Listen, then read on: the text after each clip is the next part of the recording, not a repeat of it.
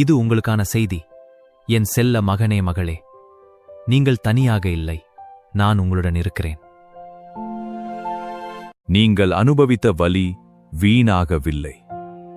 இப்போது உங்கள் வாழ்க்கையில் மாற்றம் தொடங்குகிறது.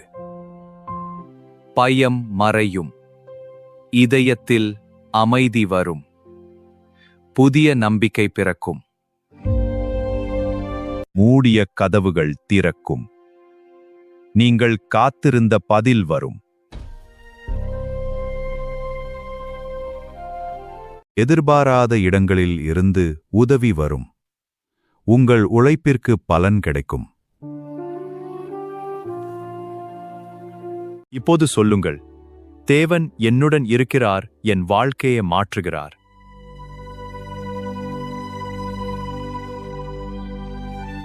பயத்தை விடுங்கள், சந்தேகத்தை விடுங்கள். நான் உங்களை மறக்க மாட்டேன். காத்திருங்கள், நம்புங்கள், நன்றி சொல்லுங்கள்.